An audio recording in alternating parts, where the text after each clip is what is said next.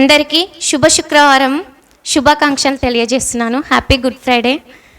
నిజంగా ఈ good Friday శుభ శుక్రవారం రోజున యేసు సిలువ పైన చాలా శ్రమలను అనుభవించి మన కొరకు ప్రాణత్యాగం అనేది చేశారు. సో చాలామంది చనిపోయిన రోజును శుభ శుక్రవారం గుడ్ ఫ్రైడే అని ఎందుకు అనుకుంటారు అని చెప్పేసి అనుకుంటారు, కానీ మన పాపంల నుండి మనల్ని విమోచించిన రోజు, సో మనకు ఫ్రీడమ్ దొరికిన రోజు కాబట్టి ఇది మనం చాలా సంతోషించవలసిన రోజు. నిజంగా నేను ఫస్ట్ దేవుని నమ్ముకున్నప్పుడు శుభ శుక్రవారం ఈ గుడ్ ఫ్రైడే రోజు దేవుని సిలువకేస్తారు కదా అని చెప్పేసి మస్తు ఏడ్చేదాన్ని. అసలు ఏంది అసలు గుడ్ ఫ్రైడే అంటారు, వీళ్ళని ఇంత అసలు శుభ శుక్రవారం అని ఎందుకు అంటారు, అసలు దేవుని సిలువకేసిన రోజు కదా, ఇది అసలు బ్యాడ్ డే కదా అని చెప్పేసి అనుకునేదాన్ని. కానీ తర్వాత వాక్యం యొక్క లోతులు గ్రహించినప్పుడు నిజంగా ఇది చాలా ఆనందించవలసిన రోజు, ప్రపంచంలో నిజంగా ఇదే చాలా ఆనందించవలసిన రోజు అని చెప్పేసి నేను గ్రహించుకున్నాను. సో నాకు ఇచ్చినటువంటి అవకాశాన్ని బట్టి మరి మొదటి మాటను నేను పంచుకోవడానికి ఆశపడుచున్నాను. యేసుప్రభు వారు ఈ భూమి మీదకి వచ్చిన తర్వాత 33.5 సంవత్సరాలు జీవించాడు. ఆ 3.5 సంవత్సరాలు తను ఎంతో పరిచర్య చేశాడు. అంటే రోగులను స్వస్థపరిచాడు, అద్భుత కార్యాలు ఎన్నో చేశాడు. అలా చేసిన తర్వాత అతనంటే పడక, అంటే కొంతమంది శాస్త్రులు పరిసయ్యులు వాళ్ళందరూ ఏం చేశారంటే ఇతను ఎట్లయినా సరే శిక్షించాలి, ఇతని పైన ఒక అపరాధం అనేది మోపాలని చెప్పేసి, ఈయన దేవుని కుమారుడు అని చెప్పేసి చెప్పుకుంటున్నాడు అని చెప్పేసి ఆయన యొక్క బోధలు నచ్చక చాలామంది ఏం చేశారంటే ఆయన పైన కుట్రలు పన్ని తనను సిలువకు అప్పగించడం జరిగింది. సో అందులోనే ఇంకా యూదే ప్రజలు కూడా వాళ్ళందరూ కూడా సిలువకు అప్పగించాలని చెప్పేసి కోరుకున్న విధంగా మరి యేసుప్రభు వారిని సిలువకు అప్పగించడం జరుగుతుంది. పగలు 9 గంటలకి మరి యేసుప్రభు వారు సిలువ పైనకి వెళ్ళడం జరుగుతుంది. సో ఆ సిలువ పైన మాట్లాడిన 7 మాటల్లో మొట్టమొదటి మాట ఏంటి చదువుకుందాం ఒకసారి. లూకా సువార్త 23వ అధ్యాయం 34వ వచనం. తండ్రి వీరేమి చేయుచున్నారో వీరెరుగరు గనుక వీరిని క్షమించుము అని చెప్పేసి అంటున్నాడు. ఇక్కడ తండ్రి అని ఎవరంటున్నారు, మరి ఎవరంటున్నారు? యేసు ప్రభు వారు అంటున్నారు. తండ్రి అంటున్నాడు. మరి తండ్రి అంటే ఎవరు? పరిశుద్ధాత్మనా, యేసువా, మరి ఎవరు? చూద్దాం. 1 కొరింథీ 8వ అధ్యాయం 6వ వచనం. ఆకాశమందైనను భూమి మీదనైనను దేవతలనబడినవి ఉన్నను మనకు ఒక్కడే దేవుడున్నాడు, ఆయన తండ్రి. చూడండి, ఆకాశమందైనను భూమి మీదనైనను దేవతలనబడినవి ఉన్నను మనకు ఒక్కడే దేవుడున్నాడు, ఆయనే తండ్రి. ఇప్పుడు తండ్రి ఎవరు? మరి తండ్రి ఎవరు? దేవుడు. ఎవరు? దేవుడు. తండ్రి ఎవరంట? దేవుడు. ఆకాశం అందైనను భూమి అందైనను మనకి ఎన్ని దేవతలు ఉన్నా కానీ మనకు ఒక్కడే దేవుడు ఉన్నాడు. అంటే ఇప్పుడు తండ్రి అంటే ఎవరు? దేవుడు అని మనం అర్థం చేసుకోవాలి. మరి దేవుడు అంటే ఎవరు? మరి దేవుడు, మరి ఆ దేవుడు ఎవరు చూద్దాం. నిర్గమకాండము 20వ అధ్యాయం 1వ వచనం. దేవుడు ఈ ఆజ్ఞలన్నీ వివరించి చెప్పెను, నీ దేవుడైన యెహోవాను నేనే. చాలు. ఏమంటున్నాడు ఇక్కడ? నీ దేవుడైన యెహోవాను నేనే. ఇక్కడ యేసుప్రభు వారు తండ్రి అని పిలుస్తున్నాడు. అంటే పిలవడం అంటే ఇక్కడ వీరేమి చేయుచున్నారో వీరు ఎరుగను కనుక వీరిని క్షమించు అని చెప్పేసి ఇక్కడ ప్రార్థన చేస్తున్నట్టుగా మనం గ్రహించాలి. తండ్రి అంటే ఎవరు? దేవుడు. ఆ దేవుడే ఎవరు? మరి యెహోవా. ఓకేనా? ఇక్కడ మనకు బైబిల్లో కూడా దేవుడు దేవుడు దేవుడు అన్న దగ్గర మనం ఏం చేయాలి? అక్కడ యెహోవా అని గుర్తుంచుకోవాలి. సో యెహోవా దేవునికి ఆయన ప్రార్థన చేయడం. తండ్రి తర్వాత ఇక్కడ కామ ఉంది కదా, వీరేమి చేయుచున్నారో వీరు ఎరుగరు గనుక వీరిని క్షమించుము అని చెప్పేసి అంటున్నాడు. నిజంగా యేసుప్రభుని వాళ్ళు ఏం చేస్తున్నారు? మరి ఏం చేస్తున్నారు? ఆ రోజున సిలువ శిక్ష అనేది వేస్తున్నారు. మరి సిలువపై ఎందుకు వేస్తున్నారు? మరి అతన్ని చంపాలని చెప్పేసి వాళ్ళు తలంచుకొని వాళ్ళు సిలువకు వేయడం జరిగింది, అవునా కదా? లేదంటే సిలువ పైన ఎక్కించి కొద్దిసేపు కొట్టి మళ్ళీ తర్వాత దించి వదిలిపెట్టేద్దామని అనుకుర్రా మరి వాళ్ళు? లేదు కదా. అంటే వాళ్ళకి అన్నీ తెలుసు, అవునా కదా? ఇప్పుడు ఒక గొర్రెను తీసుకొని కట్ చేయాలని చెప్పేసి తీసుకెళ్ళి దాన్ని అంతా ప్రిపేర్ చేస్తారు. అట్లా ప్రిపేర్ చేసిన వాళ్ళు ఏమనుకుంటారు? ఫస్ట్ దాన్ని చంపాలనే ఉద్దేశంతోనే దాన్ని అట్లా తీసుకెళ్తారు కసాయి వాడి దగ్గరికి, అవునా కదా? అలా తెలిసినాక కూడా మరి ఇక్కడ దేవుడు ఎందుకంటున్నా వీరు ఏమి చేయుచున్నారో వీరు ఎరుగరు కనుక వీరిని క్షమించు అంటున్నాడు. వీళ్ళకు మరి తెలిసి చేస్తున్నారా తెలియక చేస్తున్నారా? సిలువలో తను అంటున్నాడు, తండ్రి వీరు ఏం చేస్తున్నారో వీరు ఎరుగరు. అంటే వాళ్ళకి తెలియదు ప్రభా, వాళ్ళకి తెలియదు తండ్రి అని చెప్పేసి అంటున్నాడు. మరి వాళ్ళకి తెలిసి చేస్తున్నారు అనుకుందామా, తెలియక చేస్తున్నారు అనుకుందామా? తెలియక చేస్తున్నారు. సో కాబట్టి తెలియక చేస్తున్నారు అయినను దేవుడు ఏం చేస్తున్నాడు, మరి వాళ్ళకి ఏం తెలియదు అనేది నేను లాస్ట్కి చెప్తాను. సో క్షమిస్తున్నాడు అంటే తనను ఎంత కొట్టినా, ముళ్ళ కిరీటం పెట్టినా, మేకులు దిగ్గొట్టినా కానీ దిగ్గొట్టినా కానీ, తనని ఎంత హింసించినా కానీ, తన మొహం పైన ఉమ్మినా కానీ తను ఏం చేస్తున్నాడు, వారిని క్షమిస్తున్నాడు. కాబట్టి మరి అలా క్షమించాలంటే కూడా మనలో కొన్ని ప్రత్యేకమైన లక్షణాలు అనేవి ఉండాలి. మరి మన బైబిల్లో చూసినట్లయితే చాలామంది కూడా ప్రార్థన చేస్తూ ఉంటారు. నీతిమంతులైన వారు ఎక్కువగా ప్రార్థన చేస్తుంటారు, ఇతరుల గురించి ఎక్కువగా ప్రార్థన చేస్తున్నారు. ఇక్కడ మనం యేసుప్రభుని చూసినట్లయితే కూడా ఆయన ఎవరి గురించి ప్రార్థన చేస్తున్నాడు, మొట్టమొదటిగా ఎవరి గురించి, తన గురించి చేసుకుంటున్నాడా, ఇతరుల గురించి చేస్తున్నాడు, ఇతరుల గురించి చేస్తున్నారు. మరి ఎవరు ఇతరులను ఎక్కువగా క్షమిస్తారు అనేది మనం వారి యొక్క లక్షణాలు ఎలా ఉంటాయి అనేది మనము తెలుసుకుందాం. ఓకేనా? దేవుడు మన పాపములను మనలను క్షమించిన ప్రకారంగా మనం కూడా ఏం చేయాలంట, ఇతరులను క్షమించాలి. అలా క్షమించాలంటే మరి కొన్ని లక్షణాలు అనేవి మనలో ఉండాలి. మళ్ళీ యేసుప్రభులో కూడా ఎలాంటి లక్షణాలు ఉన్నాయి, ఆ లక్షణాలు మనలో ఉన్నాయా లేదా అనేది కూడా మనము పరీక్షించుకుందాం. ఫస్ట్ వన్, ఎలాంటి వారు ఇతరులను క్షమించగలుగుతారో తెలుసుకుందాం.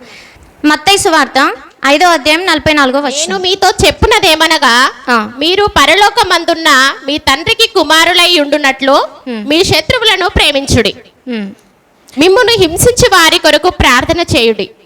ఏం చేయాలంటే మనం మన పరలోకమందున్న తండ్రికి కుమారులై ఉండునట్లుగా మనం ఏం చేయాలి, మన శత్రువులను ప్రేమించాలి.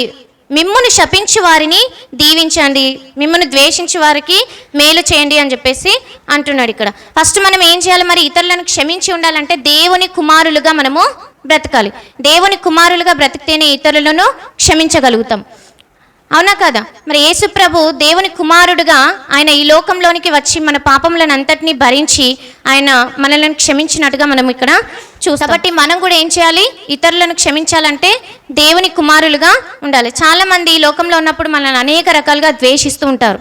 అవునా కదా?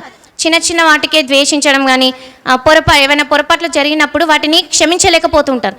సో అలాంటప్పుడు మనం ఏం చేయాలి, వాళ్ళను పెద్ద మనసు చేసుకొని వారిని క్షమించాలి. కానీ అంటే దేవుడి వైపు చూస్తూ మనము క్షమించాలి. అలాంటి వారు మాత్రమే దేవుని కుమారులై ఉంటారు అని చెప్పేసి ఇక్కడ మాట్లాడు. మనం దేవుని కుమారులుగా ఉండాలంటే మనలో ఏముండాలి, తగ్గింపు స్వభావం అనేది కూడా మనలో ఉండాలి. దేవుని కుమారులుగా మనం తండ్రి తండ్రి తండ్రి అని ప్రార్థన చేస్తాం, కానీ దేవుడు కూడా నా కుమారుడు అని అనుకోవాలంటే కూడా మనలో ఇలాంటి లక్షణాలు అనేవి ఉండాలి. ఎలాంటి లక్షణాలు మరి, మన శత్రువులను మనము ప్రేమించాలి, మనల్ని హింసించే వారి కొరకు మనము ప్రార్థన చేయాలి. ఇక్కడ యేసుప్రభుని వాళ్ళందరూ మరి ఎంత హింసిస్తున్నప్పటికీ ఆయన ఏం చేశారు, మరి వాళ్ళందరినీ క్షమించండి తండ్రి అని చెప్పేసి వాళ్ళను తండ్రిని వేడుకున్నట్టుగా మనం ఇక్కడ చూస్తాం. చూడండి, ఈ లోకంలో ఉన్నప్పుడు యేసుప్రభు అంటే మరి దేవుడు, ఆయనకు అన్ని సమస్తం సాధ్యం. ఆయన పరిశుద్ధుడుగా పుట్టాడు కాబట్టి, ఆయన దేవుని కుమారుడు కాబట్టి ఆయనకు సాధ్యం. మనుషులుగా మనకు అవన్నీ సాధ్యం కాదు అని చెప్పేసి మనం అనుకుంటాం. కానీ ఈ భూమి మీద మనుషులకు ఎటువంటి రూల్స్, ఎటువంటి ఆజ్ఞలు ఉన్నాయో యేసుప్రభుకు కూడా ఒక శరీరధారి అయి వచ్చినప్పుడు తనకు కూడా అటువంటివి ఉన్నట్టుగా మనం చూస్తాం. ఒకసారి చూడండి, హెబ్రీయులకు రాసిన పత్రిక 5వ అధ్యాయం 7వ వచనం చూడండి. శరీరధారి అయి ఉన్న దినములలో మహారోదనముతోనూ కన్నీళ్లతోనూ తన్ను మరణము నుండి రక్షింపగల వానికి ప్రార్థనలను యాచనలను సమర్పించి భయభక్తులు కలిగి ఉన్నందున ఆయన అంగీకరింపబడెను. చూడండి, ఇక్కడ శరీరధారి అయి ఉన్న దినములో మహారోదనముతోనూ కన్నీళ్లతోనూ తను మరణం నుండి రక్షింపగలవానికి ప్రార్థనలను యాచనలను సమర్పించి భయభక్తులు కలిగి ఉన్నందున ఆయన అంగీకరింపబడను. మరి దేవుని కుమారుడుగా ఆయన అంగీకరింపబడ్డాడంటే ఏదో పరలోకం నుండి దేవుని చిత్త ప్రకారం వచ్చినందుకు తండ్రి పంపించినాడు కాబట్టి ఆయన దేవుడి కుమారుడై ఉండలేదు. కానీ ఆయన శరీరధారి ఎప్పుడైతే భూమి మీదకి వచ్చాడో ఆయనకు కూడా కొన్ని రూల్స్ అనేవి ఉన్నాయి. ఆయన ఏం చేశాడంట, మహారోదనంతోనూ కన్నీళ్లతోనూ మరణం నుండి రక్షింపగలవానికి ప్రార్థనలను యాచనలను సమర్పించాడంట. ఆయన నిరంతరం ఎప్పుడు కూడా కన్నీళ్లతోని ప్రార్థన చేసినట్టుగా మనము చూస్తాం. అవునా కదా? చాలాసార్లు యేసుప్రభు వారు జీవించిన కాలంలో ఎక్కువగా ప్రార్థనలో గడిపినట్టుగా మనం చూస్తాం. సో అలా భయభక్తులు కలిగి ఉన్నందున ఆయన అంగీకరింపబడి, ఆయన కూడా భయము భక్తి కలిగి ఉన్నాడు కాబట్టి ఆయన దేవుని కుమారుడుగా అంగీకరించబడ్డాడు. మరి ఈ రోజున మనము మరి దేవుని కుమారులుగా మరి అంగీకరించబడాలంటే మనం ఏం చేయాలి? దేవుని కుమారులుగా అంగీకరించబడాలంటే నీవు నేను ఏం చేయాలి? యేసుప్రభు వారిని స్వీకరించాలి. ఆయన నా కోసం వచ్చిన మన రక్షకుడు అని చెప్పేసి మనము ఏం చేయాలి, తనను అంగీకరించాలి. మనం యేసుప్రభుని అంగీకరిస్తే అప్పుడు తండ్రి యేసుప్రభు ద్వారా మన ప్రార్థనలన్నిటినీ కూడా ఆయన స్వీకరిస్తాడు. లేదు నేను యేసుప్రభుని స్వీకరించాను, ఓన్లీ తండ్రి దేవునికి ప్రార్థిస్తాను అంటే అది కుదరదు. ఎందుకంటే మనకి తండ్రి అయిన దేవునికి మధ్యవర్తిగా ఎవరున్నారు, మరి యేసుప్రభు వారు ఉన్నారు. కాబట్టి మనం ఏం చేయాలి, దేవుని కుమారులుగా పిలువబడాలంటే, దేవుని కుమారుని యొక్క లక్షణాలను మనం పునికి పుచ్చుకోవాలంటే మనం ఏం చేయాలి, యేసుప్రభు వారిని అంగీకరించాలి. మన పాపముల కోసం మన పాపములను మనము ఒప్పుకోవాలి. సో ఈ విధంగా యేసుప్రభు వారు కూడా భయభక్తులు కలిగి ఆయన జీవించాడు కాబట్టి ఆయన కూడా దేవుని కుమారుడుగా అంగీకరింపబడ్డాడు. సో చూడండి, నెక్స్ట్ వన్, దేవుని చిత్తం ఎరిగిన వారై ఉండాలి. మనం ఏం చేయాలి మరి? రెండోదిగా, ఫస్ట్ వన్ ఏంటి, దేవుని కుమారులుగా జీవించాలి. రెండోదిగా చూసినట్లయితే దేవుని చిత్తం ఎరిగిన వారుగా ఉండాలి. మరి దేవుని చిత్తం ఎరిగిన వారు, దేవుని చిత్తం మరి యేసుప్రభు వారు నెరవేర్చారా లేదా? భూమి మీదకి వచ్చినప్పుడు తను నెరవేర్చారు. మరి ఎందు నిమిత్తం వచ్చారంటే చూడండి, యోహాను సువార్త 6వ అధ్యాయం 38వ వచనం చూడండి. ఇష్టమును నెరవేర్చుకొనుటకు నేను రాలేదు, నన్ను పంపిన వాని చిత్తము నెరవేర్చుటకే పరలోకం నుండి దిగి వచ్చి తిని. చూడండి, ఇక్కడ ఏమంటున్నాడు యేసుప్రభు వారు, నా ఇష్టం నేను నెరవేర్చుకుంటకు రాలేదు, కానీ నన్ను పంపిన వాని చిత్తం నెరవేర్చుటకే పరలోకం నుండి దిగి వచ్చాను. తండ్రి యొక్క చిత్తాన్ని నేను నెరవేర్చుటకు ఈ లోకానికి వచ్చాను. తండ్రి యొక్క చిత్తం ఏంటి మరి? ఈ పాపంలో కూరుకుపోతున్న మనందరినీ కూడా తను రక్షించాలని చెప్పేసి తన కుమారుణ్ణి ఈ లోకానికి పంపాడు.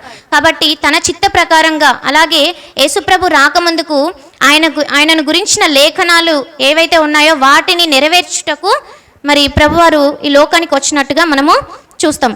అలా దేవుని చిత్తాన్ని మనం తెలుసుకున్న వారై ఉండి జీవించి మరి అలాగూ నడుచుకోవాలని దేవుడి వాక్యం సెలవిస్తుంది.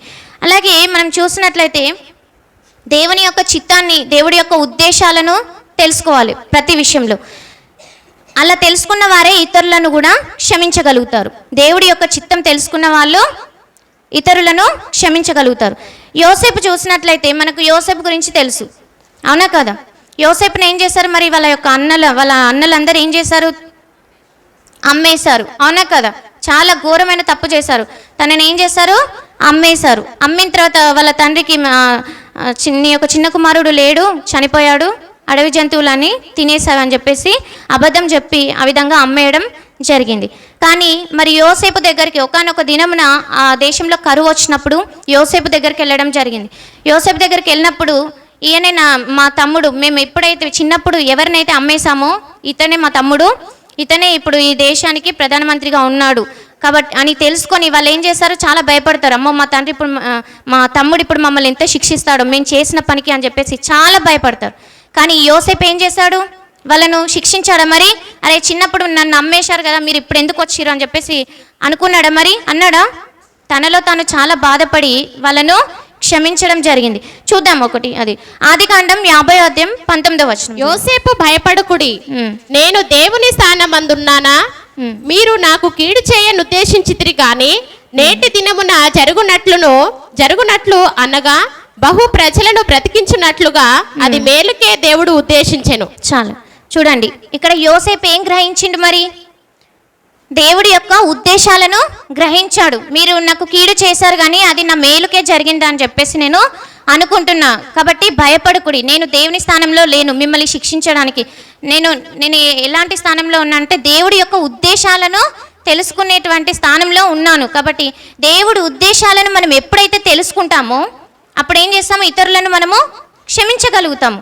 దేవుడి ఉద్దేశాలను అంటే దేవుడు ఏది చేసినా మన మంచి కొరకే చేస్తాడు అని చెప్పేసి మనము తలంచుకోవాలి. మన మధ్యలో మనం సమాజంలో ఉన్నప్పుడు కానీ మన చుట్టుపక్కల వాళ్ళు కానీ ఎంతోమంది మనతో గొడవ పెట్టుకోవడం, మనం తిట్టడం కానీ, మనకు అపకారం చేయడానికి చాలామంది ప్రయత్నిస్తూ ఉంటారు. కానీ అలాంటప్పుడు మనం ఏం చేయాలి? ఊరికే తొందరపడకుండా వాళ్ళ కోసం మనం ఏం చేయాలి? ప్రార్థన చేయాలి. మరి దేవుడు ఏదైనా కీడు సంభవించినప్పుడు కూడా ఇది ఎందుకు జరిగిందో, అసలు దేవుడు నన్ను చూస్తున్నాడా లేడా, అసలు దేవుడు నా పట్ల ఉన్నాడా లేడా అని చెప్పేసి చాలామంది వ్యతిరేకంగా మాట్లాడుకుంటారు. కానీ ఆ కీడు వెనుక దేవుడు నాకు ఏ మేలు దాచి ఉంచాడో అని చెప్పేసి దేవుడి యొక్క ఉద్దేశాలను ఎప్పుడైతే మనం గ్రహిస్తామో అప్పుడు మనకు ఎవరి వల్ల ఎటువంటి కీడు జరిగినా కానీ వారిని క్షమించడానికి మనం సిద్ధంగా ఉంటాం. కాబట్టి ఫస్ట్ వన్ ఏంటి? దేవుని కుమారులుగా జీవించాలి. రెండోది దేవుని చిత్త ప్రకారంగా నడుచుకోవాలి. అప్పుడే ఇతరులను మనము క్షమించగలుగుతాం. మూడోది ఏంటంటే, నిజమైన శత్రువు ఎవరో నీవు గ్రహించినప్పుడు మనము ఇతరులను తేలికగా క్షమించగలుగుతాం. మన నిజమైన శత్రువులు అబద్ధమైన శత్రువులు కూడా ఉంటారా? మరి మన నిజమైన శత్రువులు ఎవరో మనము గ్రహించాలంట. మరి నిజమైన శత్రువులు ఎవరో తెలుసుకుందాం. ఎఫెసీలకు రాసిన పత్రిక 6వ అధ్యాయం 12వ వచనం. అనగా మనం పోరాడుచున్నది శరీరులతో కాదు గాని మన ప్రధానులతోనూ అధికారులతోనూ ప్రస్తుత అంధకార సంబంధులకు లోకనాథులతోనూ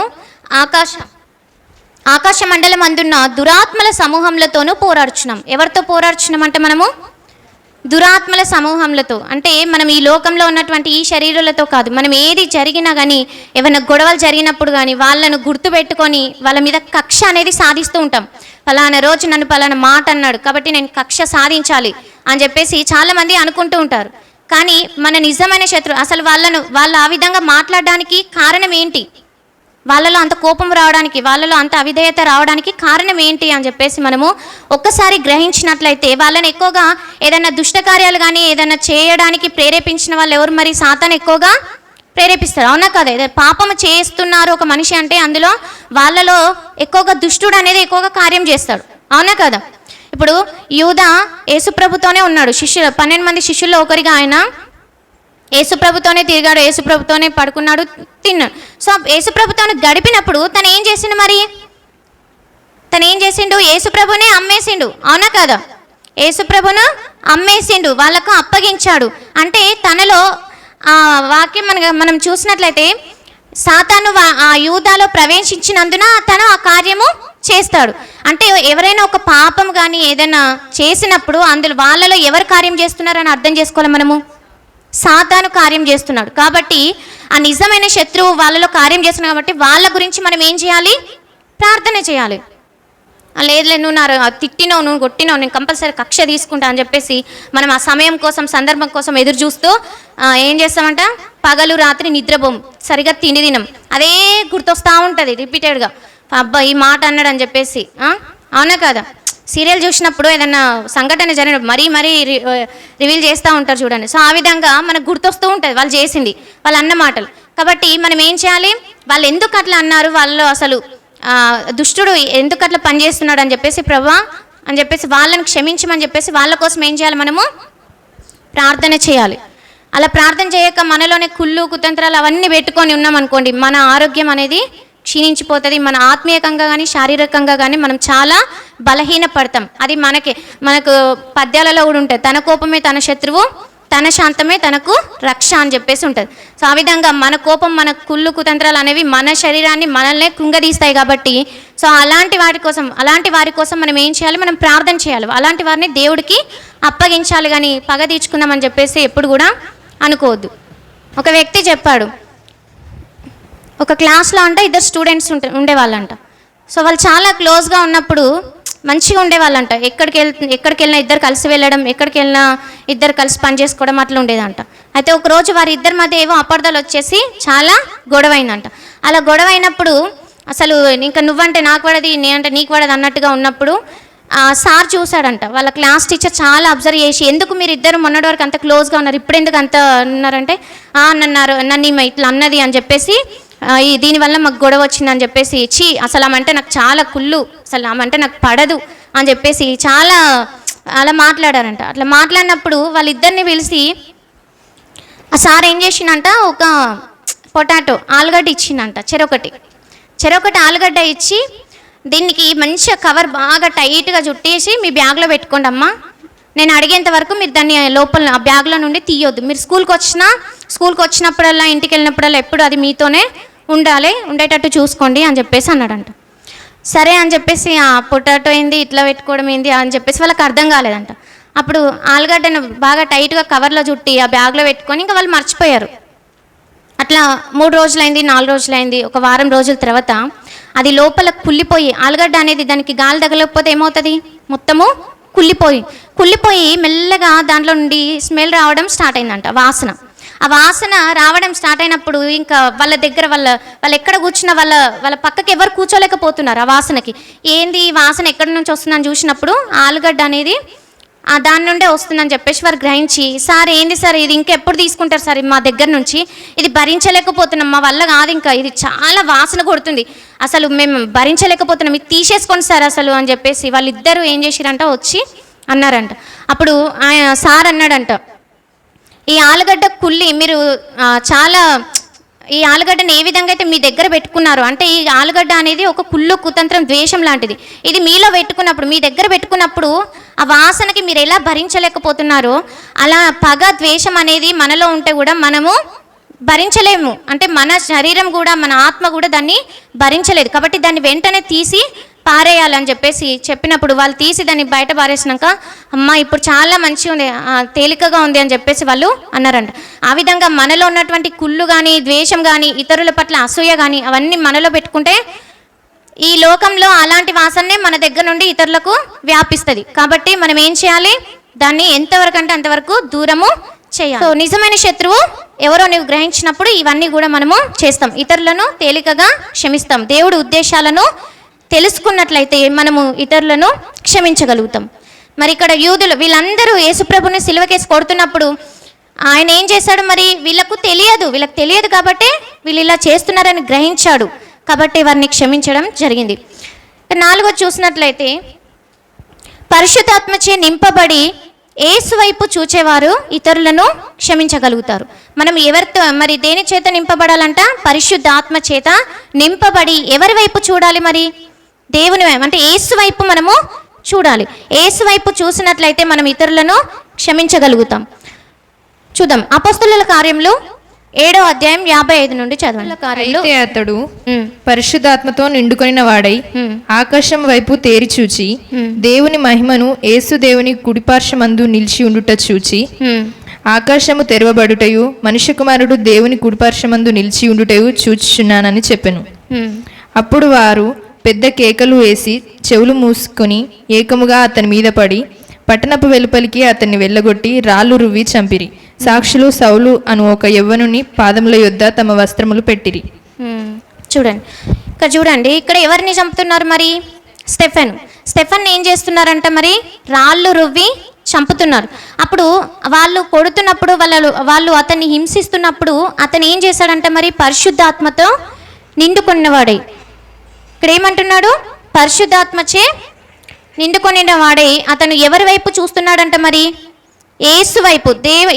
ఇక్కడ చూడండి ఆకాశం వైపు తేరి చూచి దేవుని మహిమను యేసు దేవుని కుడిపార్శ్వమందు నిలిచి ఉండుట చూచి ఎవరి వైపు చూస్తున్నాడు, మరి స్టెఫెను దేవుని వైపు చూస్తున్నాడు. దేనితో నిండుకొన్నవాడై ఉన్నాడు, మరి పరిశుద్ధాత్మచే నిండుకొన్నవాడై యేసు వైపు చూస్తున్నాడు. అలా చూస్తున్నప్పుడు వాళ్ళు కొట్టే దెబ్బలు కానీ వాళ్ళు తిట్టే తిట్లు కానీ ఏవి కూడా తనకు తగలడం లేదు. సో చూడండి అప్పుడు అలాంటి సమయంలో ఆయన ఏమంటున్నాడు చూడండి, 60వ వచనం చూడండి. అతడు మోకాళ్ళుని ప్రభువా వారి మీద ఈ పాపము మోపకుమని గొప్ప శబ్దంతో పలికెను. ఈ మాట పలికి నిద్రించెను. చూడండి ఇక్కడ ఏమంటున్నాడు, ప్రభువా ఈ పాపము వాళ్ళ మీద మోపకము అని చెప్పేసి అన్నాడు. అంటే ఆయనను రాళ్లతో కొట్టి చంపుతున్నప్పటికీ కూడా ఆయన ఏం చేస్తున్నాడు, దేవుడి వైపు చూస్తున్నాడు, యేసు వైపు చూస్తున్నాడు. అంటే పరిశుద్ధాత్మ చేత నిండుకున్న మనిషి, పరిశుద్ధాత్మ చేత అభిషేకించిన వాళ్ళు ఎప్పుడైనా కానీ ఎవరి వైపు చూస్తారంట, నిరంతరం యేసు వైపు చూస్తున్న సందర్భంలో వాళ్ళకి ఎటువంటి శ్రమలు వచ్చినా, ఎటువంటి నిందలు వచ్చినా, ఎటువంటి కష్టాలు వచ్చినా కానీ దానికి ఎవరు కారణమైనా కానీ అటువంటి వారిని వాళ్ళు క్షమించడానికే ఇష్టపడతాడు. ఇక స్టెఫెన్ కూడా చాలా ఘోరమైన చావును అనుభవిస్తున్నాడు అక్కడ. అయినప్పటికీ కూడా వాళ్ళని ఏం చేస్తున్నారు, ప్రభువా ఈ పాపము వారి మీద మోపకము అని చెప్పేసి ఇక్కడ అంటున్నాడు. అంటే యేసుక్రీస్తు శిలువ అనుభవం అనేది స్టెఫెన్ కూడా ఉన్నట్టుగా మనము చూస్తాం. అలాంటి అనుభవం అనేది మనం కూడా కలిగి ఉంటే ఇతరులను మనము క్షమించగలుగుతాం. నెక్స్ట్ వన్ ఐదోది ఏంటంటే దేవుని చేత అభిషేకించిన వ్యక్తులు ఇతరులను క్షమిస్తారు. దేవుని చేత అభిషేకించబడిన వ్యక్తులు అంటే సేవకులు కానీ రాజులు కానీ వీళ్ళందరూ అభిషేకం పొందిన వాళ్ళు ఎవరైతే ఉంటారో సో వాళ్ళు కూడా ఇతరులను క్షమించడం జరుగుతుంది. ఇక్కడ మనం చూసినట్లయితే దావీదు సౌలు గురించి మనకు తెలుసు. దావీదును మరి సౌలు ఎన్నిసార్లు చంపాలని ప్రయత్నించినప్పటికీ కూడా మరి దావీదు సౌలును ముట్టుకున్నాడా? అస్సలు ముట్టుకోవాలి. అంటే తన నుండి తప్పించుకున్నాడు కానీ తనని ఎప్పుడైనా చంపాలని చెప్పేసి తనకి ఏదో కీడు చేయాలని చెప్పేసి ఎప్పుడు కూడా తను ఆలోచించలేదు. అంటే దేవుడి యొక్క అభిషేకం పొందుకున్నవాడు దావీదు రాజుగా అభిషేకించిన వారు ఎవరు మరి అప్పుడు? సౌలు. కాబట్టి అభిషేకం, దేవుడి యొక్క అభిషేకం ఎవరైతే పొందుకుంటారో వాళ్ళు ఎప్పుడు కూడా ఇతరులను క్షమించడానికే ఇష్టపడతారు. సో అలా దావీదుకి ఎటువంటి శ్రమలు వచ్చినప్పటికీ కూడా తను క్షమించుకుంటూనే వెళ్ళాడు, కానీ ఎప్పుడు కూడా తనకు కీడు చేయాలని చెప్పేసి ఎప్పుడు కూడా ఆలోచించలేదు. ఇలా చూసినట్లయితే మనకు ఒకరిద్దరుగా చాలామంది ఈ విధంగా క్షమించడం జరుగుతుంది. అంటే మనలో అలాంటి లక్షణాలు అనేవి మనము కలిగి ఉండాలి. మొదటిగా ఏంటి? దేవుని కుమారులైన వారు ఇతరులను క్షమించగలుగుతారు. రెండోది ఏంటి? దేవుడి చిత్తమును ఎరిగిన వారు ఇతరులను క్షమించగలుగుతారు. మూడోది ఏంటి? మన నిజమైన శత్రువు ఎవరో? ఈ లోకంలో ఉన్న వాళ్ళు కాదు శత్రువులు. ఎవరంటే మనకు అంధకార సంబంధంలో దుష్టుడు సాతాను మన నిజమైన శత్రువు. మనకు గొడవలు పెట్టించేటప్పుడు వాడే, కాబట్టి వాడిని మన శత్రువుగా భావించి అలాంటి వాళ్ళను దుష్టు నుంచి తప్పించమని చెప్పేసి మనం ప్రార్థన చేయాలి. కాబట్టి నిజమైన శత్రువు ఎవరో మనం గ్రహించినప్పుడు మనం ఏం చేస్తాం? ఇతరులను క్షమించగలుగుతాం. పరిశుద్ధాత్మచే నింపబడి మనం ఎవరి వైపు చూడాలంట? మరి యేసు వైపు చూసినట్లయితే మనము ఇతరులను క్షమించగలుగుతాం. ఆ విధంగానే ఐదో చూసినట్లయితే దేవుని చేత అభిషేకించబడిన వ్యక్తులు కూడా ఇతరులను క్షమించగలుగుతారు. ఎటువంటి కీడులు వచ్చినా ఏవొచ్చినా కానీ ఇతరులను క్షమిస్తారు. అలాగే యేసుప్రభు వారు కూడా కొండ మీద ప్రసంగం చేసినప్పుడు చాలా చాలా మంచిగా చెప్పాడు. మీ శత్రువులను ప్రేమించుడు. మిమ్మల్ని కుడి చెంప మీద కొట్టిన వాడికి ఏం చూపించమన్నాడు? ఎడమ చెంప కూడా చూపించమన్నాడు. ఈ మెసేజ్ ద్వారా మన దేశంలో కానీ చాలామంది గొప్ప గొప్ప నాయకులు చాలా ఇన్స్పైర్ అయిపోయి వాళ్ళు కూడా అదే ఫాలో అవ్వడం జరిగింది. కాబట్టి దేవుడు మనం ఇతరులను మనం క్షమించాలంటే ఇలాంటి లక్షణాలు కలిగి ఉండాలి. అప్పుడే మనము ఇతరులను క్షమించగలుగుతామని చెప్పేసి అంటున్నాం. యేసుప్రభు వారు కూడా సువార్త చేస్తున్న సమయంలో, అద్భుతాలు చేస్తున్న సమయంలో కూడా ఈ యూదులు, పరిసయ్యులు, శాస్త్రులు ఎవరైతే ఉన్నారో ఆయనను చాలాసార్లు పట్టించాలి, ఈయన పట్టుకోవాలి, ఈయన పైన ఏదో ఒక నింద మోపాలని చెప్పేసి చాలా విధాలుగా ప్రయత్నించారు. అలా ప్రయత్నిస్తున్న టైంలో ఒక స్త్రీ ఏం చేసింది? తను తను వ్యభిచారం చేసుకుంటూ తను దొరికిపోతుంది. వ్యభిచారం చేసినప్పుడు పురుషుడు స్త్రీ ఇద్దరు ఉంటారు, కానీ వాళ్ళందరూ ఏం చేస్తారంట? మరి ఓన్లీ స్త్రీని పట్టుకొని వచ్చారు. ఆ స్త్రీని పట్టుకొని వచ్చి ఆయన దగ్గరకు వచ్చి ఈయన ఏం చేస్తాడో చెప్దాం, ఇప్పుడు ఈయన ఏం చేస్తాడో చూద్దాం. మోషే ధర్మశాస్త్రం ప్రకారం ఇలా వ్యభిచారం చేసిన వాళ్ళని ఏం చేయాలి? రాళ్ల చేత కొట్టి చంపాలి కదా.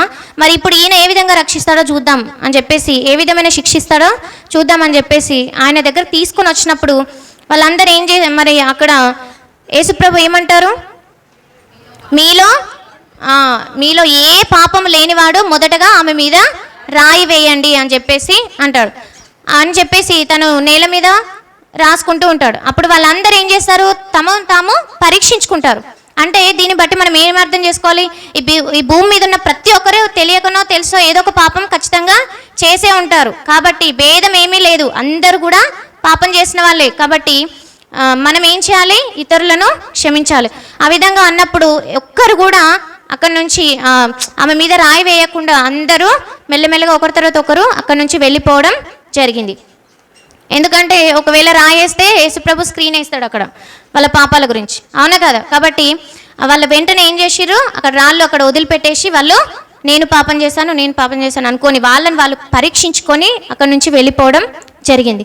అప్పుడు యేసుప్రభు ఆమెను చూసి, అమ్మ నీ మీద ఎవరు రాయి వేయలేదా? ఎవరు నేను కొట్టలేదా అంటే, లేదు ప్రభు అన్నప్పుడు, నేను కూడా నిన్ను కొట్టను. యేసుప్రభు శిక్షించడానికి ఆయనకు హక్కు ఉంది. ఎందుకంటే ఆయన నిరపరాధి, నిష్కలంకుడు, అనింద్యుడు.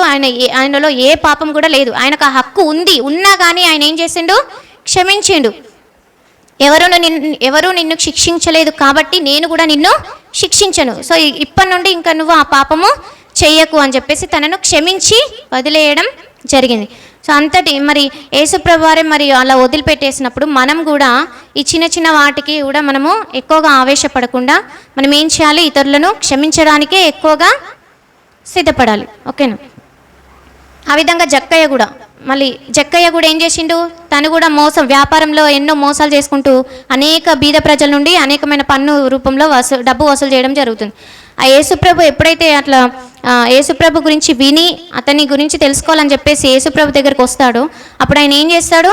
యేసుప్రభు పిలిచినప్పుడు యేసుప్రభు తనను పిలిచినప్పుడు, జక్కయ్య ఇక్కడికి రా అని చెప్పేసి పిలిచినప్పుడు ఆయన యేసుప్రభు దగ్గరికి వెళ్ళి తన పాపాలను ఒప్పుకొని క్షమించమని వేడుకుంటాడు. అప్పుడు యేసుప్రభు ఇతను కూడా అబ్రహాము కుమారుడే అని చెప్పేసి ఇతను పలకడం జరుగుతుంది. అంటే ఆయన చేసిన పాపాలన్నిటినీ కూడా యేసుప్రభు వారు క్షమించడం జరిగింది. మనం ఎటువంటి తప్పులు చేసినా మనకి ఇచ్చినటువంటి మహోన్నతమైన కృప ఏంటంటే, మనం ఎటువంటి తప్పులు తెలిసి తెలియక చేసినా దేవుడు క్షమించడానికి సిద్ధంగా ఉన్నాడు. కానీ దాన్నే అదునుగా తీసుకొని మనం పాపం అనేది చేయకూడదు. మన పాపంలో మనం ఒప్పుకొని వాటిని వెంటనే విడిచిపెట్టాలి. తెలియక చేసిన పాపం వేరు, తెలిసి చేసిన పాపం వేరు.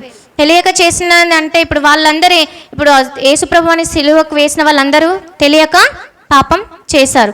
ఆదాము అవ్వ పాపం చేసినప్పుడు కూడా వాళ్ళు ఒక్క మాట, ప్రభువా దేవా మమ్మల్ని క్షమించండి, మేము తెలియక చేశామని చెప్పేసి ఆ రోజే ఒప్పుకొని ఉంటే మనకి ఈ పాపం అనేది ఉండేది కాదేమో అనుకుంటున్నాను. ఏదైనా తోటలో వాళ్ళు పాపం చేసినప్పుడు, ఆదాము నువ్వు ఎందుకు ఈ పని చేసావు, నేను తినకూడదని చెప్పిన పనులను నువ్వు ఎందుకు తిన్నావని చెప్పేసి అన్నప్పుడు ఆదాము ఏం చేసిన వెంటనే, నువ్వు ఇచ్చిన ఈ స్త్రీయే ఇచ్చింది ప్రభా, ఇచ్చింది తండ్రి, అందుకే నేను తిన్నా అని చెప్పేసి. అంటే దాన్ని ఆయన యొక్క తప్పును ఎవరి మీదకి నెట్టేశాడు? కాదు, దేవుడి మీదకి. నువ్వు ఒకవేళ స్త్రీని ఇవ్వకపోతే నేను ఆ పండ్లు తినేటోనే కాదు. అంటే మనుషుల స్వభావం చూడండి, ఏదైనా తప్పు జరిగినప్పుడు అసలు డైరెక్ట్గా ఒప్పుకోరు, పక్కన వాళ్ళ మీకు ఎట్లా నెట్టేయాలి, దానికి కారణం ఏంది అని చెప్పేసి ఆలోచిస్తుంటారు. కాబట్టి ఆ రోజే మరి తండ్రి నన్ను క్షమించు, మరి నేను తెలియక తిన్నా అని చెప్పేసి అన్నప్పుడు, ఈరోజు మనం చేసిన పాపాల కొరకు తన కుమారుణ్ణి పంపించిన దేవుడు ఆ రోజే మరి క్షమించేవాడేమో. కానీ ఆ రోజు వాళ్ళు ఒప్పుకున్నారా? మరి ఒప్పుకోలేదు. మన అపరాధంలోనూ ఒప్పుకొని విడిచిపెట్టువాడు వర్ధిల్లును అని చెప్పేసి వాక్యం సెలవిస్తుంది. కాబట్టి ఆ రోజు ఒప్పుకుంటే ఏం కాకపోతుండే. అలాగే మన అవ్వను అడిగిండు, నువ్వెందుకు ఈ పని చేసినావు అంటే ఆమె చెప్పింది, ఇదిగో ఈ సర్పం ఇచ్చింది అందుకే తిన్నా నేను. అంటే ఇప్పుడు సర్పాన్ని ఎవరు సృష్టించింది? మరి దేవుడు. అంటే తిరిగి తిరిగి ఎటువైంది మరి తప్పంతా? దేవుడి మీదకే పోయింది. చూడండి, అంటే ఆ విధంగా వాళ్ళు డైరెక్ట్గా ఒప్పుకోకుండా ఆ రోజే ఒప్పుకుంటే అలా కాకపోయేదేమో. కానీ మనం ఏం చేయాలి? మనం తప్పు చేసినప్పటికీ దేవుడి ఎదుట మనం మొక్కలుని ప్రార్థన చేసి, ప్రభు మా తప్పులను, మా పాపములను మీరు క్షమించండి అని చెప్పేసి మనము ఈ విధంగా ప్రార్థన చేయాలి.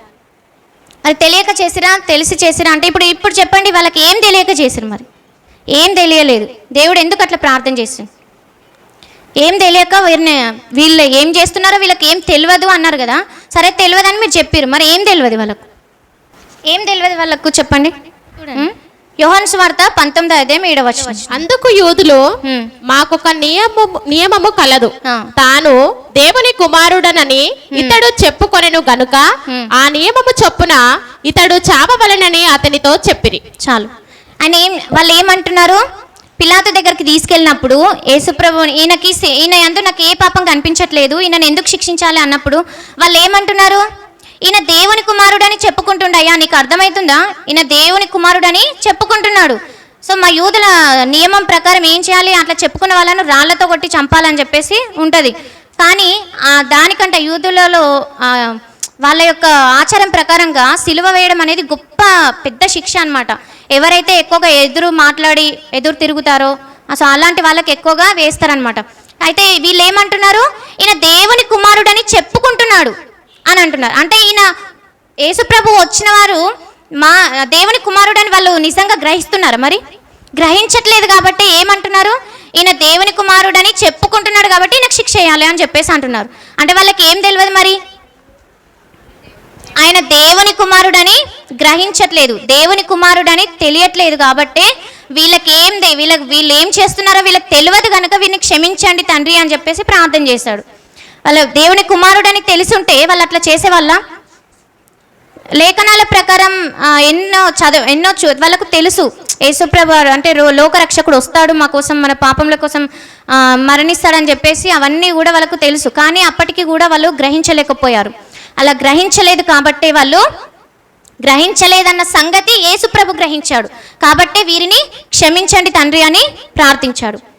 మరి ఎవరు గ్రహించారు? మొట్టమొదటి యేసుప్రభుతో ఉన్న శిష్యుల్లో ఒకరు గ్రహిస్తారు. ఎవరు గ్రహిస్తారు? దేవుని కుమారుడని పేతురు గ్రహిస్తాడు. చూడండి ఒక్కసారి, అది మత్తయి సువార్త 16:16-17. అందుకు సీమోను పేతురు, నీవు సజీవుడవగు దేవుని కుమారుడవైన క్రీస్తువని చెప్పెను.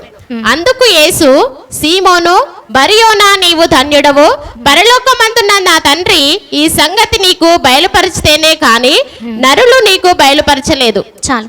ఇక్కడ ఏమంటున్నాడు, నువ్వే అసలు మనతో ఉన్న వాళ్ళందరూ జనాలందరూ ఏమనుకుంటున్నారు నా గురించి అంటే, వారు కొందరు బాప్తిస్మ ఇచ్చి యోహాన్ అని చెప్పేసి అనుకుంటున్నారు అని చెప్పేసి అన్నప్పుడు, మరి మీరైతే ఏమనుకుంటున్నారు అన్నప్పుడు పేతురు ఏమంటున్నాడు, 16వ వచనం చూడండి. అందుకు సీమోను పేతురు, నీవు సజీవుడవగు దేవుని కుమారుడైన క్రీస్తు అని చెప్పెను. సజీవుడైన దేవుని కుమారుడవు, దేవుని కుమారుడు ప్లస్ క్రీస్తు. క్రీస్తు అంటే ఎవరు మరి? క్రీస్తు అంటే అభిషిక్తుడు. అభిషిక్తుడు అంటే అభిషేకించిన వారు ఎవరిని అభిషేకిస్తారు? ఎక్కువగా రాజులను. ప్రభువు అంటే రాజులను. సో ఆ విధంగా ఈ సీమోన్ పేతురు ఈయన ఏం చేసిండు, ఒక్కటే పదంలో మొత్తం క్లారిటీ అనేది ఇచ్చేసిండు. నువ్వు సజీవుడవగు దేవుని కుమారుడవు, అలాగే క్రీస్తువు. క్రీస్తు అంటే ప్రభువు, మా రాజువు అని చెప్పేసి ఆయన చెప్పగానే, అందుకే యేసుప్రభు ఏమంటున్నాడు, సీమోను బరియోనా నువ్వు ధన్యుడవు, పరలోకమందున నా తండ్రి బయలుపరిస్తేనే తప్ప ఈ సంగతి ఎవరికి కూడా తెలియదు. అంటే అంతగా తండ్రి బయలుపరిచేంతగా నీ హృదయాన్ని తెరిచి ఉంచావు, అంతగా దగ్గరగా తెరిచి ఉంచావు కాబట్టి నా తండ్రి నీకు బయలుపరిచాడని చెప్పేసి పరలోక రాజ్య తాళం చెవులు కూడా తనకు అప్పగించడం జరిగింది. అలాగే మనం ఏం చేయాలి, యేసుప్రభు దేవుని కుమారుడని ఏం చేయాలి, మనము గ్రహించాలి. అలా గ్రహించాలంటే ఆయనను మనము అంగీకరించాలి. అలాగే ఏం చేయాలి, ఇంకా యేసు ప్రభు అని ఆయన రాజు అంటే మా అభిషక్తుడు అని చెప్పేసి కూడా మనము గ్రహించాలి. ఆయన పుట్టినప్పుడే అన్నాడు, మీ దావీదు పట్టణమందు నేడు రక్షకుడు మీ కొరకు పుట్టి ఉన్నాడు. సో ఈయన ప్రభు అయిన క్రీస్తు. ప్రభు అని ఏం చెప్పేసి ఎవరిని అంటారు మరి?